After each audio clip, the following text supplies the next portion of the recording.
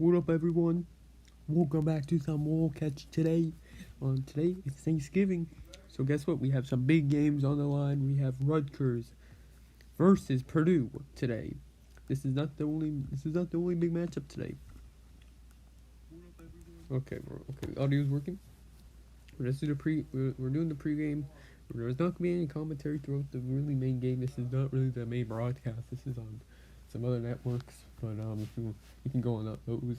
Although this is where you can see those free ones. You can talk in the chat. I'll be reading them.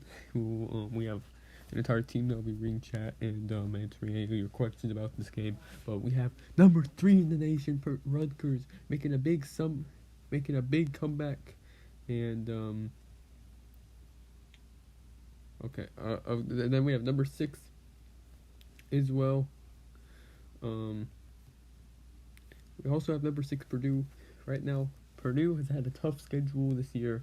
They have the toughest schedule really in the nation this year. So coming out with 20-5 is definitely pretty good. They have the worst record though for a top 10 team in the nation right now. And then we have number 3 Rutgers. Both one of their losses is against one of their losses for Rutgers was against Purdue back in early October, and then their other loss was against Wisconsin just 2 weeks ago. So they've been on the roll recently, and I think they'll be continuing to. We'll see how this goes. Right now, we're nearing the end of the season, and next week it begins the playoff rankings. Really, decide who is going to go to the playoffs. Really, and it seems this is going to be really a pivotal game. And as we go into December, we'll have even more. So again, we have just over a month left until actually just under a month really, until I believe the Holiday Cup, which begins on the Holiday Cup begins on the 20th and it goes until the 27th. And we have each team plays 6 games in 3 days, and then we have a big bracket. And again, we have 16. Then we go to 8, 4, and then we go 2 teams left. The national championship, actually not the national championship, but the Holiday Cup championship on the 27th. This is a huge tournament, really. Again, this is something really not many people know about this, and I'm not surprised. It's a big event. So, anyways, we'll be taking up to the studio, and we'll be taking it down to the court, and we'll see how this really goes. Many people think Rutgers has a favorite. Rutgers has a half-point favorite going into this game, so we'll see how this really goes out. This is definitely gonna be an even matchup. So yeah. Take it down to the court, and we'll see you then.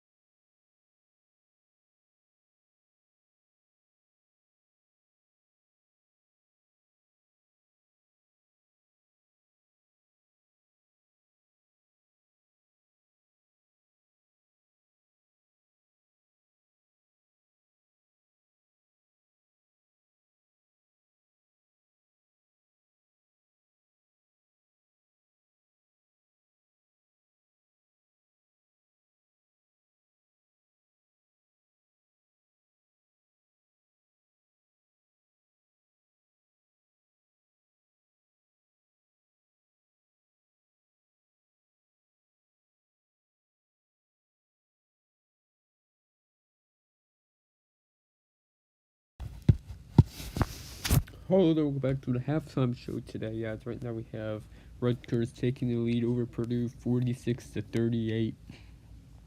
Pretty remarkably close compared to what it was earlier. And right now we have a big controversy going on right now. Right now as we speaking, we have a team coming back. This game is against James Madison and Jacksonville State. This has been a pretty big game recently, and it's been in the talks really as definitely two contenders really.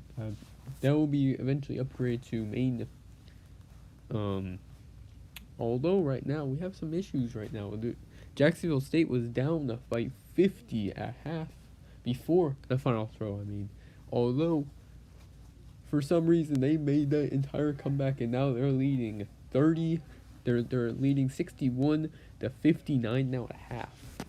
That really brings up the question: is the final, or what are the final throws? It's really, does it reward that much if you're gonna it's not gonna try in the main game and then start trying in the final throw, and it's particularly dumb if you get like 23s in a row, just like Jacksonville almost did. So, it does definitely bring up the question, should Wolcatch really get rid of this final catch, really? It's definitely been a theme. It's been a thing since very beginning, although right now it's at halftime.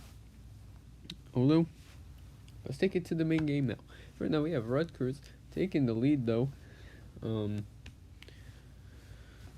Rutgers was in the lead really for a long time, beginning off on a big scoring run, taking a 14-point lead with around 3 minutes to go left before again Purdue started finally waking up. Their starter Braden Reese has really been having an all-star season so far. I believe this is gonna really continue throughout the rest of the game and rest of the season for Braden Reese. He's been off to a really good performance, and I think he'll be doing even better in the second half after starting off pretty slow, but in the end, I think he can easily he has momentum going in, and he's had a really good performance so far, and even in like the last 3 minutes, not dropping a single ball, so that's pretty fabulous right there, to say the least.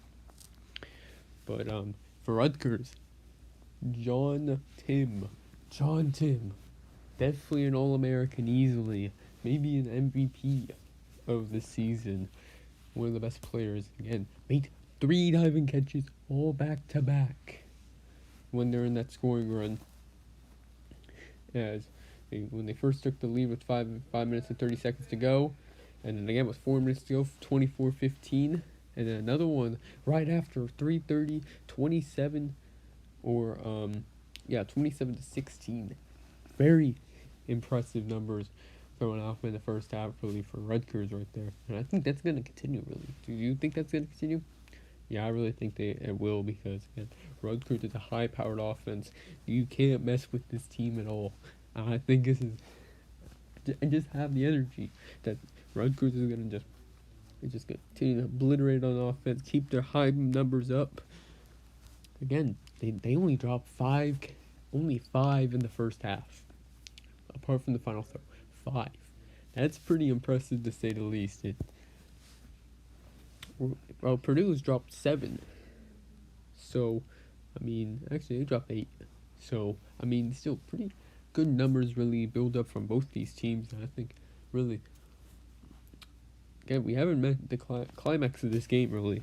And the second half is definitely going to be a really close contest, to say the least. And we'll see how John Tin and Braden Reese is going to do in the second half today. Although,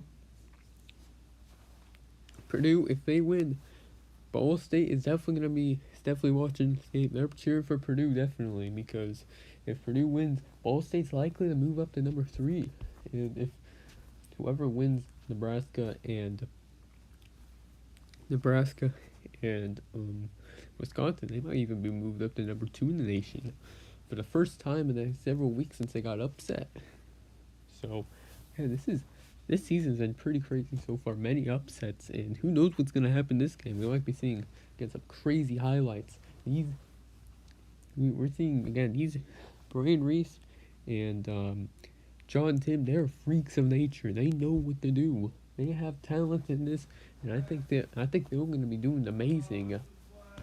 So, let's just bring up what's everyone's takes on the Wisconsin Nebraska game.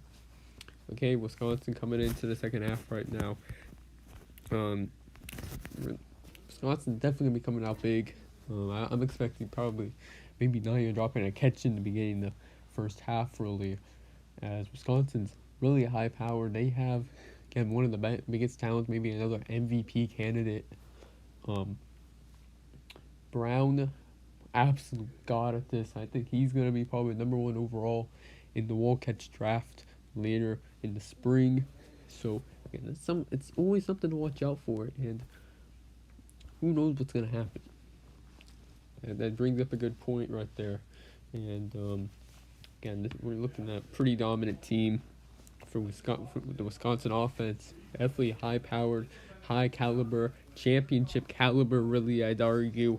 We'll see how they do. I don't.